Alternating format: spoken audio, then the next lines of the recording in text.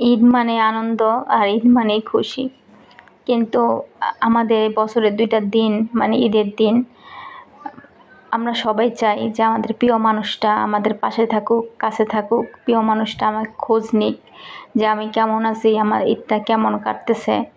এটা প্রত্যেকটা মানুষই চায়। আর চায় বলেই সবাই একসাথে গিয়ে ঈদটা করে। তো আজকে ঘুমেতে একটু লেট করে উঠছি, কারণ আমার এরকম কেউ নাই যে তার জন্য আমার সেমাই রান্না করতে হবে। সে খেয়ে নামাজ পড়তে যাবে, তাই ইচ্ছা করেই লেট করে উঠছি। এদিকে বাচ্চাটা ঘুমাইতেছে। আর কুরবানিও দেব না, কারণ কুরবানি দেওয়ার মতো ওরকম টাকা পয়সা আমার হয় নাই। তো ঘুমের থেকে উঠে জামা কাপড় ধুইলাম, জামা কাপড় ধুয়ে ছাদে রোদ দিলাম, শুকাইতে দিয়ে এসে দেখি মেয়ে এখনও ঘুমাইতেছে। তা মেয়েকে আবার সকালে জিজ্ঞেস করছিলাম তুমি কি খাইবা, তো বলতেছে যে আমি গরুর গোশ খাবো না, আমি মুরগি খাবো আর ভাত খাবো, সেমাই খাবো। তো ভাবলাম যে মেয়ে যেহেতু গরুর গোশ খাবে না, গরুর গোশ আমার রান্না ছিল, তাই গরুর গোশ রান্না করিনি, ওর জন্য মুরগি রান্না করছি, ভাত রান্না করছি, সেমাই রান্না করছি। আর সেমাই ও তেমন এটা খায় না, তারপর যদি কেউ ওর কাছে কারো বাসায় দেখে আসে হয়তো চাইতে পারে, এই জন্যেই সেমাই রান্না করছি অল্প করে, যেন চাইলে যেন খেতে পারে। তো দেখলাম মেয়ে তারপরও ঘুমের থেকে ওঠে নাই। তো ঘর টর গুছাইতে হবে, পরিষ্কার করতে হবে, মেয়ে ঘুমাচ্ছে।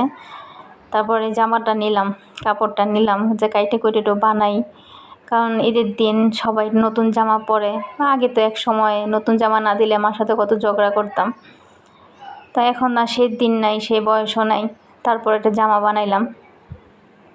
তারপর মেয়ে ঘুমের থেকে উঠে আমার কাছে আমার পায়ে দুটো সালাম করতেছে, বলতেছে সালামই দাও। তারপর ঈদের মধ্যে জামাটা কিনে দিছি, এছাড়াও 2টা জামা কিনে দিছি। ও সুতি জামাটা পরতে পছন্দ করে, ওগুলা ভারী দেখে ওগুলার পরে নাই, এটাই পরছে। তো মেয়েকে 200 টাকা সালামি দিলাম, মেয়ে অনেক খুশি হয়ে গেল।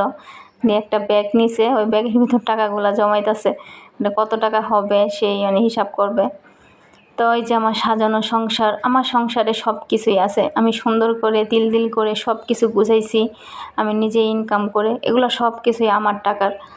কিন্তু সব কিছু থাকার পরও আমার পূর্ণ জীবনে একটা শূন্যতা রয়ে গেছে, যে আমার একটা ভালোবাসার মানুষটা আমাকে কষ্ট দিয়ে চলে গেছে। এটা যে একটা কতটা কষ্টের, যে যার জীবনটা এরকম হয় শুধুমাত্র সে বুঝতে পারে যে একাকিত্বটা কত কষ্টের।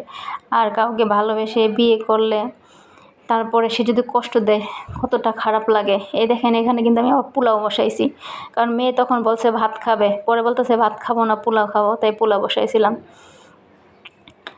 তো আমার এই পূর্ণতার জীবনে একটাই শূন্যতা। যাই হোক, কাজ কাম শেষ করে বিছানায় শুয়ে পড়লাম, কারণ আজকে তো পার্লারে কাজ নাই। কি করব, সারাটা দিনটা তো কাটাইতে হবে।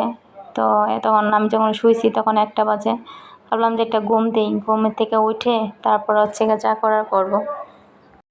আসলে আমার জনম গেল ভুলে ভুলে, কইরা প্রীতি, ভুল ভালোবাসা, ভুল মানুষ, তবু মনটা ছিল একদম সত্যি।